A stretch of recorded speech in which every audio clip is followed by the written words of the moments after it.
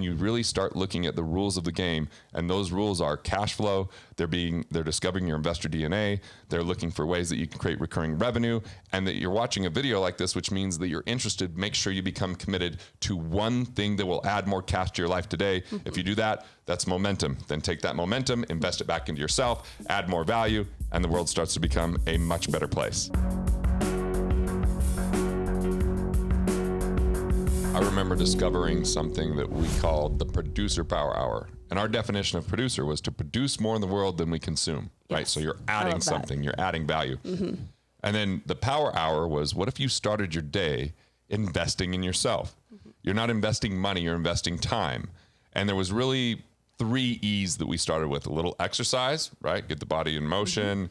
The second E was education. Where can you kind of develop the most important skills, whether those skills around money and cash flow like we're talking about here, or maybe it's emotional intelligence, or maybe it's marketing, or maybe it's speaking skills, but you're reading something that helps you to put your value out there in the world. And then the third thing, and reading or listening or however it might be. And the third E was enlightenment, which was more about a spiritual component, a gratitude component, or a component for space, because there's so much noise in the world. We're just constantly bombarded with things, and I'm noisy, I get it, you know.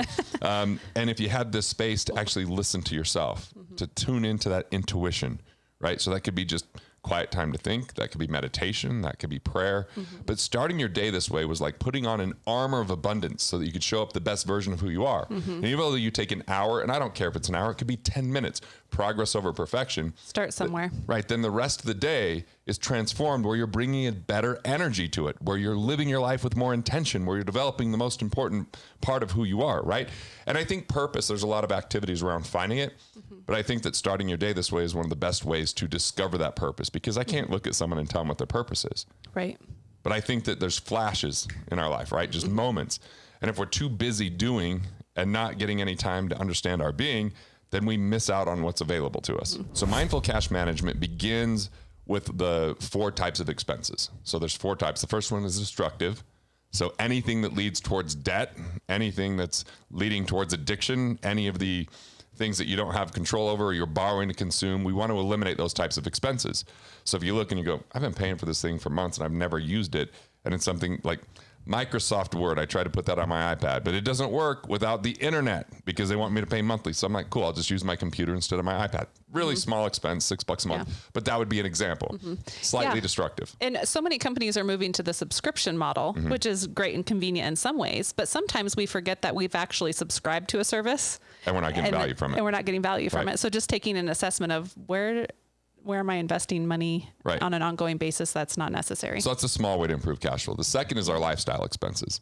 And this is where having that weekly check-in just to say, hey, where's my money going, right?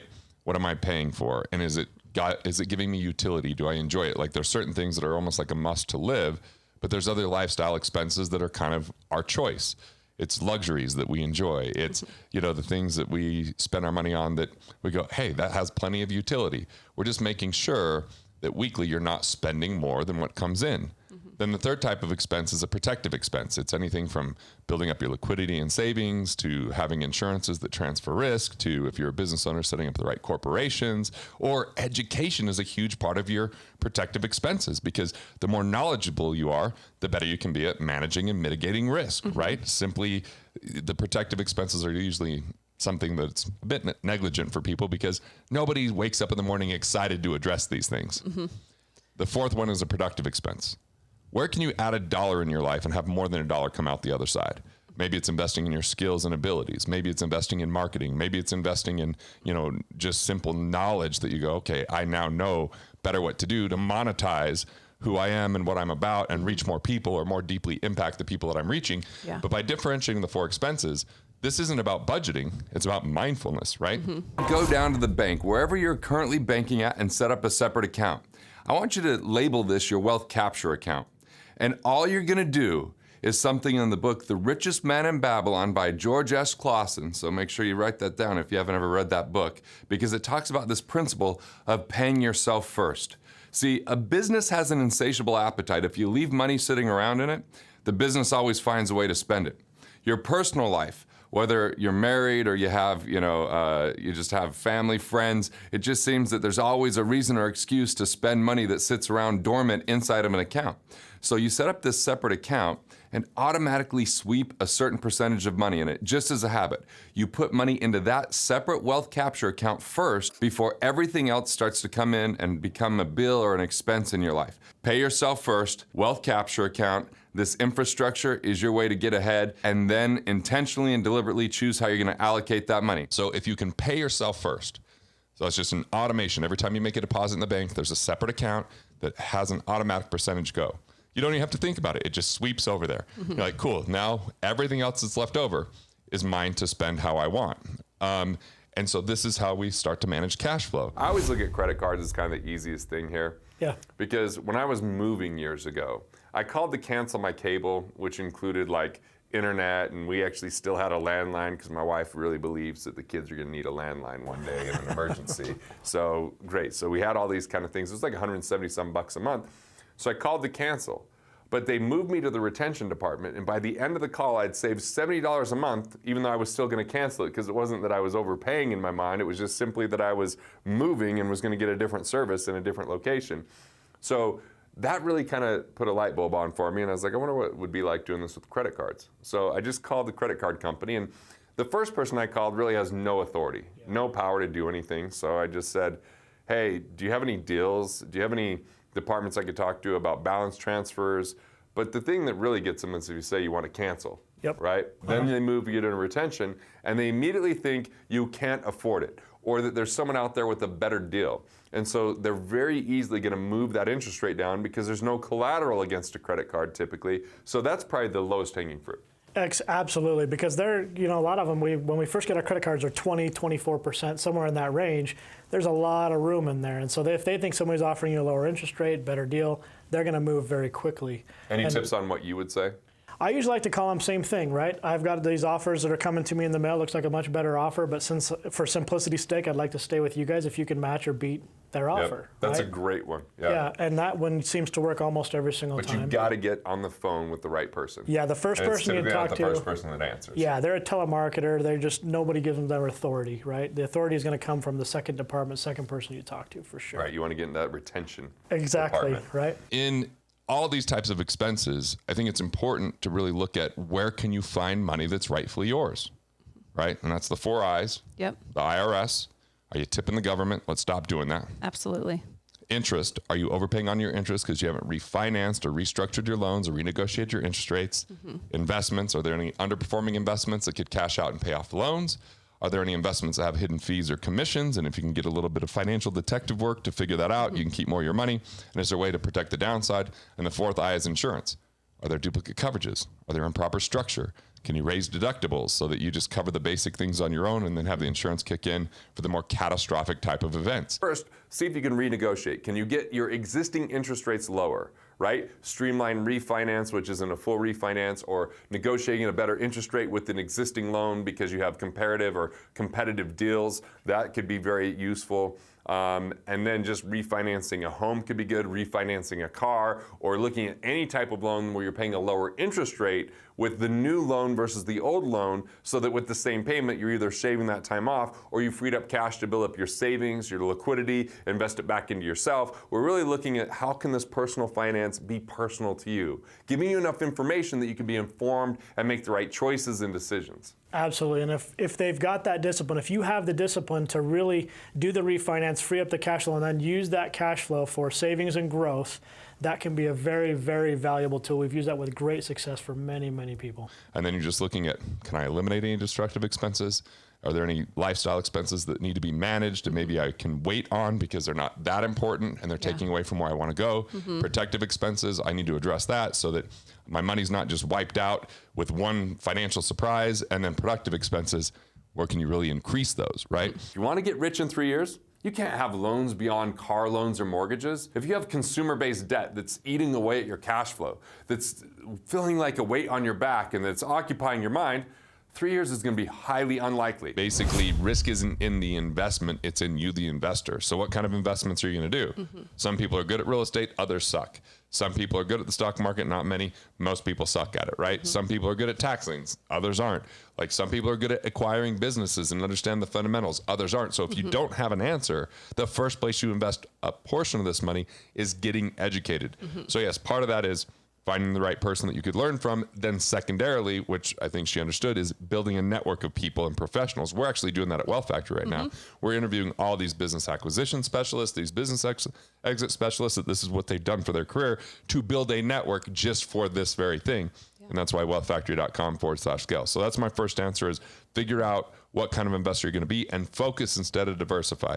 Where are you going to put your time and attention so that you can create risk management and strategies to understand what's really happening? So when someone's starting out and they're trying to figure out their investor DNA, let's say they've never had an investment. They never have owned a business. They've never put money in the stock market. How do you even figure out what you're good at, without spending a ton of money or losing time? Yeah, well, what's nice is there's a lot of like inexpensive courses right now. There's books, there's audiobooks. Like you could just see, like, do you have a natural inclination towards these types of things? Like I've been doing a lot of webinars and podcasts. I just did one for Nate Lynn's group, which they're all about business acquisition for digital businesses, right? Yeah. Like e-commerce type businesses.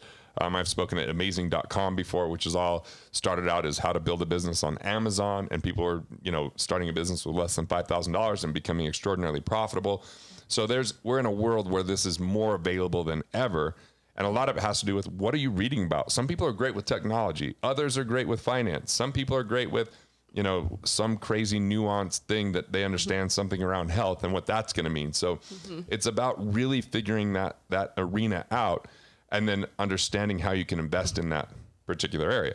You can't dream when you're in survival. It's a selfish state of mind. It repels wealth. Reductionist thinking removes possibility. Forget getting rich in 3 years. What can be cut out, reduced, eliminated, or done less expensively doesn't take into consideration about how you can impact the people you serve the most by investing in yourself and bringing out the best there is to offer. From there, you want to look and say, what investments make sense based upon who you are? Are you a good real estate guy because you know how to fix things up and flip them? Are you good with tax liens because that happens to be something you pay attention to every day? Are you good at hard money lending? Are you good at the stock market? Are you good at businesses? Are you good at, I know people that actually made $60,000 a year because they loved Disneyland and they created a website on how to maximize your experience. I was like, I don't even know how the hell they turned that passion into $1, but they did, It's better to invest in things you know, and if you don't, you stay in cash. And here's the thing. Rookie investors always stay invested. Pros sit in cash, and they deliberately invest. They automatically save and deliberately invest when the opportunities are right. There are 5 levers to becoming economically independent. That's to recover cash, that's to engineer wealth, that's to accelerate investment income, that's to scale revenue, and then make it count. We'll get more into what those 5 things are, but that methodology and framework helps. To recover cash being the first of those things, it's about the 4 I's. Finding if you've overpaid the IRS, maximizing your deductions, or taking on reclassification so you pay less tax on the dollars you earn. The second of the 4 I's is interest. These are the 3 R's. This is about restructuring loans. This is about reallocating resources if you have underperforming assets that can pay off higher interest rate loans, or it's about renegotiating to better interest rates. So restructure, reallocation, and renegotiation is on the second I of interest. The third I is investments. It's about turning them into cash flow. It's about protecting the downside, and most importantly, it's about removing unnecessary fees that don't add to performance. And the fourth I is insurance. It's about eliminating inefficiency or duplicate costs by making sure you have the right design. So that's the first of the 5 levers. The second lever is to engineer wealth. Engineering wealth is about knowing your monthly expenses and creating cash flow from your assets to cover those basic expenses. Now, the first way you can do that is in the third lever. It's to accelerate investment income. Where do you already have assets that you could turn into cash flow? Turn any accumulation assets into producing monthly cash flow, because the game is about cash flow first, cash flow second, and cash flow third. Now, how do you scale your revenue? This is about increasing your earnings by adding more value, making a greater impact, and being more strategic with your time. That's the fourth lever. So the first is recover cash. The second is to engineer wealth, to figure out what your monthly number is and create assets to cover those basic expenses. The third is to accelerate investment income, which is make everything you have turn into cash flow and recurring revenue to cover your basic expenses. Then scaling your revenue. That's investing back in yourself. That's growing your business. That's about the things that you can eliminate from your life that don't add enough value so you can do more of the things that add the most value, therefore creating a bigger impact, therefore making more money. And then the fifth lever is to make it count. See, you are your greatest asset, not a stock or a bond or a piece of real estate. So what are you doing to relax, rejuvenate, and have some recreation so that when you show back up to do something, you're the best version of who you are? And it's about determining what success means to you. So you can learn to say no to things that aren't right for you and discern opportunities from distractions. Distractions lead us in the wrong direction, but a lot of people enthusiastically run that way. See, I believe you can't shrink your way to wealth, and ultimately, the problems we face in the world can be solved with the people and resources we already have, if they only knew about the value equation. You got your mental capital times your relationship capital equals all your financial capital, okay? So if you have ignorance or misunderstanding or myths or misinformation or any of that in your mental capital, hard work won't compensate. You could be enthusiastically running in the wrong direction, right? Doing absolutely the wrong things to help you out. Relationship capital. If you have the wrong relationships in your life, that's going to lead to debt. If you're not managing them, you're not spending time with the right. And what I find is the people that are most dramatic typically find the most time in someone's life. But the people who are most dramatic aren't always the most productive. Actually, they're usually counterproductive. So the bridge between these two things is business.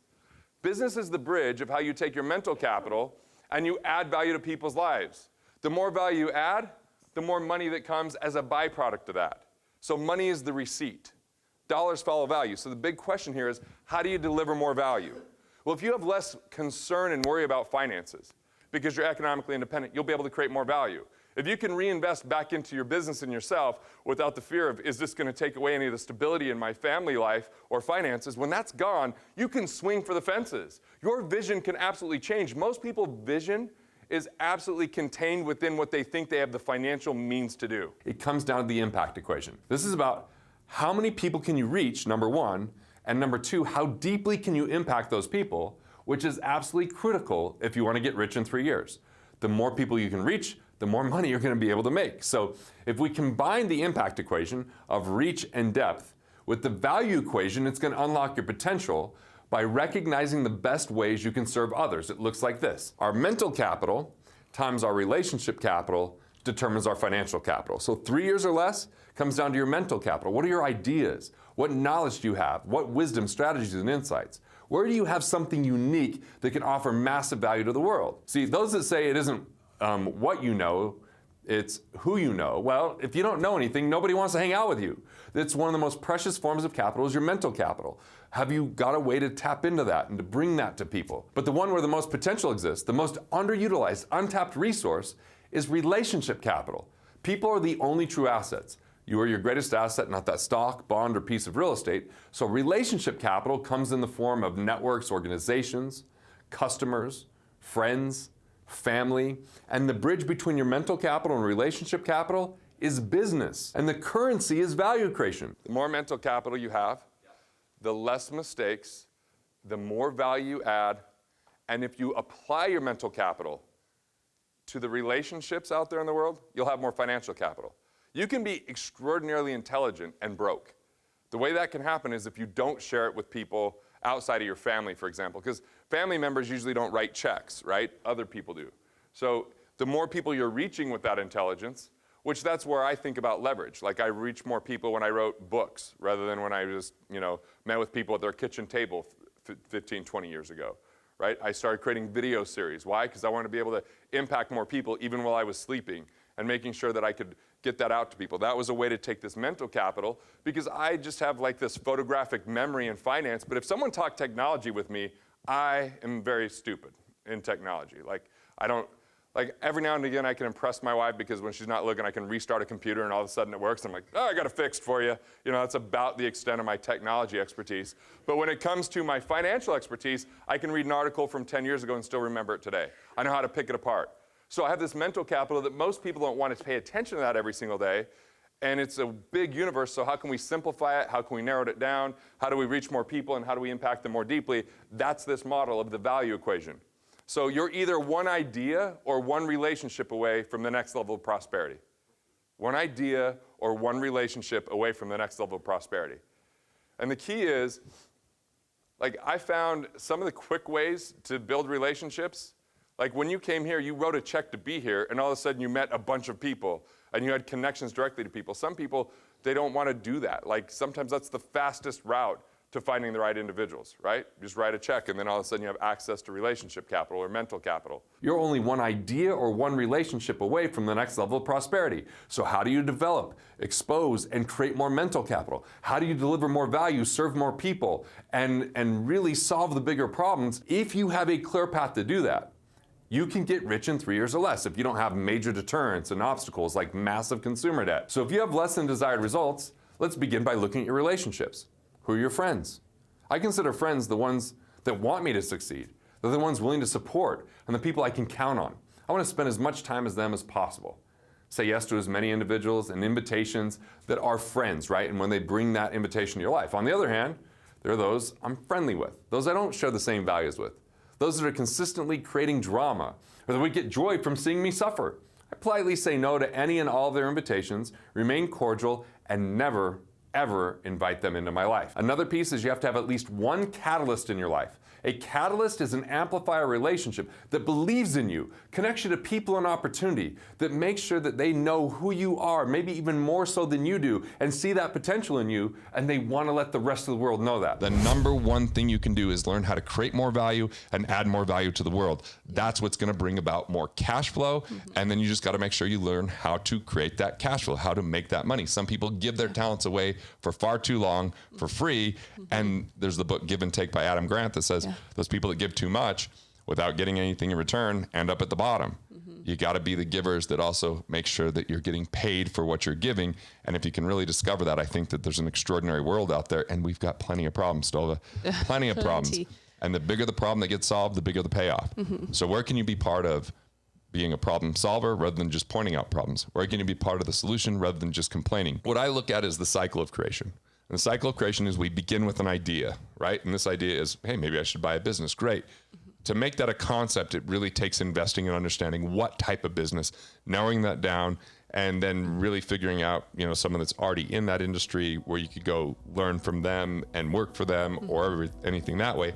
And then you can start building your framework of like, what's your process for that purchasing and how do you make sure that it's going to be profitable and, those numbers that we're talking about. And then what can you do to add more value to that existing business that it's not seeing right now because that business owner was tired or struggling or just ready to retire and hadn't really put any energy into it.